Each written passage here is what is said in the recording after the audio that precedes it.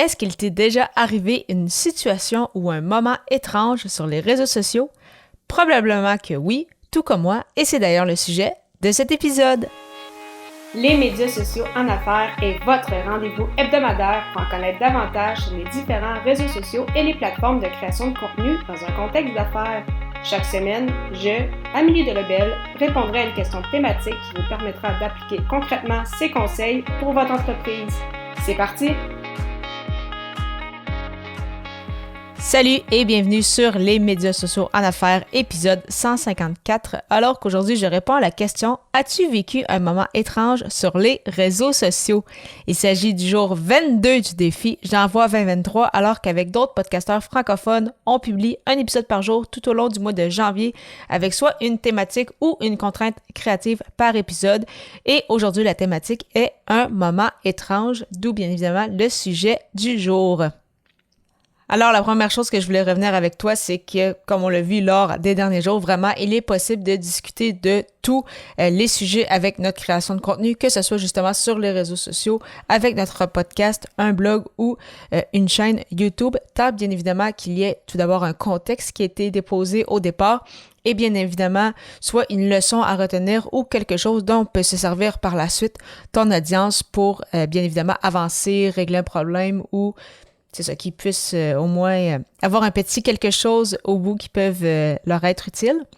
Et de mon côté, ce n'est pas vraiment quelque chose de étrange ou de mystérieux dont je voulais parler avec toi aujourd'hui, mais et je sais que c'est quelque chose quand même qui est assez courant sur les réseaux sociaux. Ça l'a peut-être déjà été un peu plus, mais c'est quand même toujours d'actualité et je ne sais pas si toi aussi ça t'est déjà arrivé ou peut-être que tu le fais.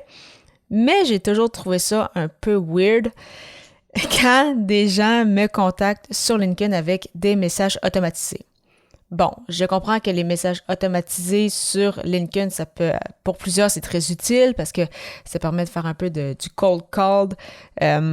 Donc, commencer à rentrer en contact avec des gens sans nécessairement le faire manuellement et que ça peut prendre des heures.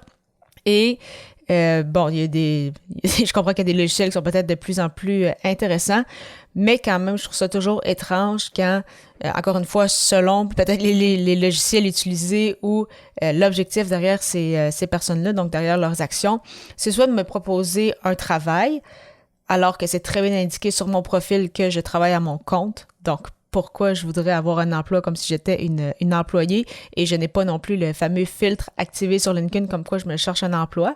Si c'était le cas, je pourrais comprendre, mais ce n'est vraiment pas le cas. Ou à l'inverse, parfois je reçois des messages comme quoi « Hey, je vois que tu es entrepreneur, présidente d'une entreprise. Si tu as des besoins en recrutement, notre équipe est là pour toi. » Si la personne avait pris à peine 30 secondes pour lire mon profil, elle verrait justement que je suis à mon compte et donc que je ne suis pas entrepreneuse et donc que je n'ai pas en fait d'entreprise qui demande de recruter des employés. Je suis vraiment toute seule à mon compte, à savoir si un solopreneur ou un travailleur autonome est aussi parmi un peu entrepreneur, on pourrait peut-être en discuter, mais une chose est certaine, c'est que c'est ça, je suis la seule qui travaille pour moi, je n'ai pas d'employés engagés. Et tout ça, ça se sait très très facilement quand on prend 30 secondes pour lire mon profil sur LinkedIn. Et je sais que des fois c'est ça pour des produits, pour des services un peu dans le même genre. Par exemple, à un autre moment, j'avais reçu encore une fois un message automatisé pour avoir un logiciel pour la comptabilité, que c'est très utile encore une fois pour les payes des employés, etc., etc. Non, je veux dire, je suis aucunement ton persona cible, je ne suis aucunement intéressée par ce que tu proposes. Et oui, je le sais que c'est plus long, mais vraiment, c'est beaucoup plus sain de bâtir une relation un petit pas à la fois, en créant du contenu, en offrant de la valeur, en interagissant avec ces personnes-là. Si eux font des publications, si eux font du contenu, eh bien, réagir justement à ce qu'ils font comme création de contenu.